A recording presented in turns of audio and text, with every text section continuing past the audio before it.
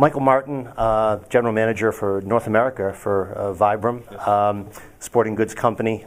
It's a pleasure to meet you and spend a bit of time. Likewise, thanks for having me. Yeah, you bet. Yeah, I know your products are well known to the hiking community, to mountaineers. I think in recent years your company's established a bit of a innovation in the market with the Vibram 5 Fingers. Could you tell us a little bit about that innovative process? Yeah, it kind of came to us by chance, and we had a young design student that really came to us with an idea that eventually changed the way we did business, over a long time. We're a family-owned and operated Italian company, had been in business since 1935, and mainly making outsoles for, as you said, hiking, mountaineering. The military is a big customer for combat boots, things like that, and outsoles had been our thing. That was our bread and butter. And getting into the finished shoe market was a little bit of a challenge for us, changing the way we went from B2B, both B2B and a B2C business. But it was a little bit of luck with this young student coming and showing us his design, but also a little bit of inspiration, from our ownership, who was the grandson of our founder, and taking a risk and saying, hey, this is something new. It kind of contradicts a lot of what we're doing, or what we have been doing historically. And having enough belief in it to say, let's try and make a run. So yeah, it's been an interesting ride. Okay. It sounds as if you've had to create a customer, create a demand. I mean, this is a product that people probably weren't looking for until they saw what you put out there in the market. Can you explain about a bit about that, creating the customer and the demand? Yeah, the reality is we didn't actually create the customer. I think the demand was latent. Just there was people had been expressing, especially in fitness, trainers and gyms, professional athletes have been training barefoot for forever.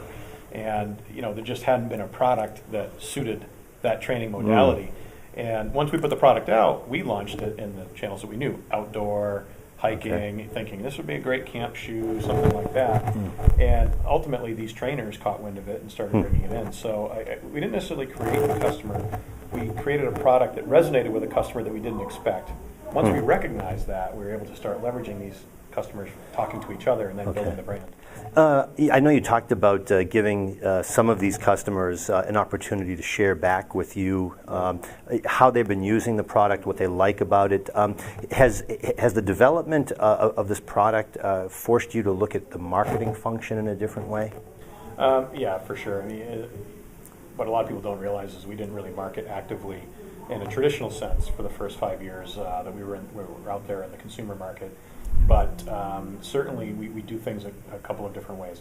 One, we wanted to make sure we listened to the consumers and what they were saying about our products. It's one thing to put a product in the market, and it's another to put a product in the market and then when someone says something about your shoe, kind of take it as a serious piece of feedback.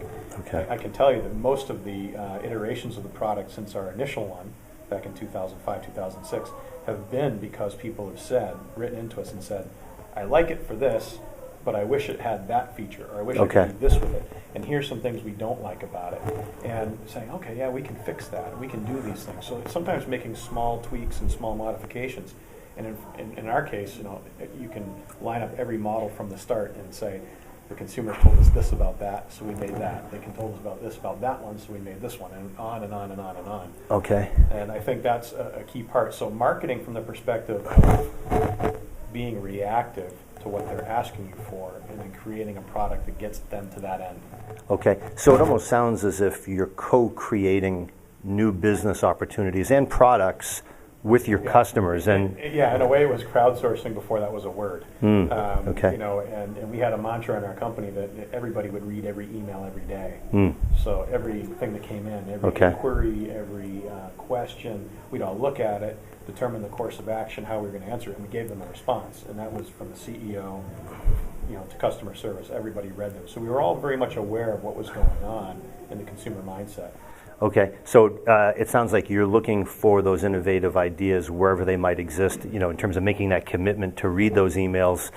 You may not know where that next brilliant idea may come from. Has that really sort of fundamentally changed how you engage with your customers and look at the design process?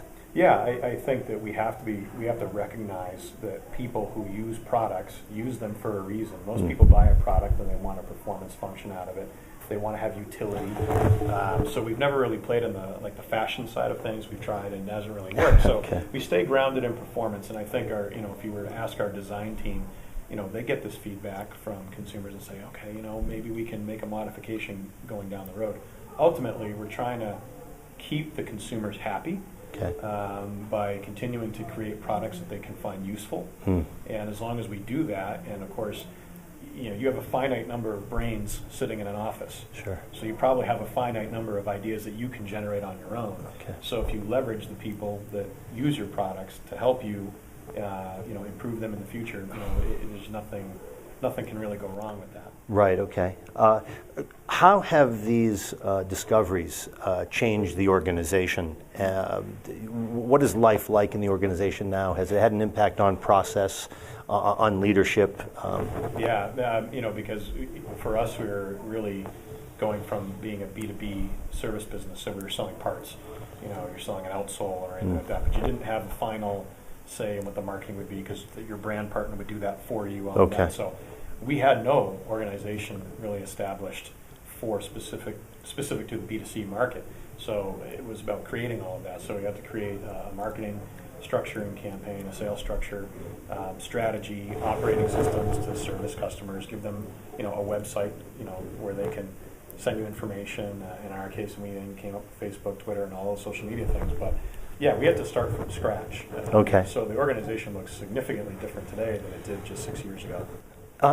Michael, if you were advising business executives in terms of innovation, design, adaptability, and learning from these unique consumer interactions, what would you share with them about leveraging it for their organizations? The one thing I'd say is there's a couple of things. One, I'd say you have to be really patient with the process.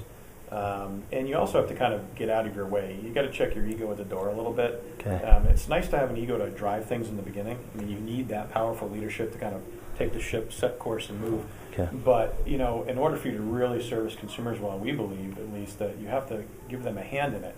And oftentimes, people come to you with ideas or suggestions, and the ego part of you says they might not know what they're talking about.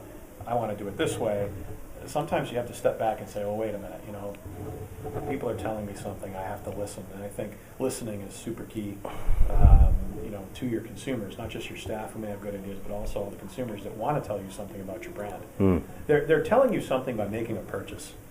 And you think about it this way, whether it's a phone, a computer, a pair of shoes, when they choose you, that's a conscious, active decision on their part. So they're investing a little bit of themselves, not just financially, but mentally, into your brand. So you can't really ignore them. They bought in. And if you leverage them correctly, I think you can have a whole army of people that will pretty much go out and spread your word for you and convince other people that this is the right thing to do. You can't not listen to those people. Okay. So, well, terrific. Michael Martin, thank you very much. I appreciate your time.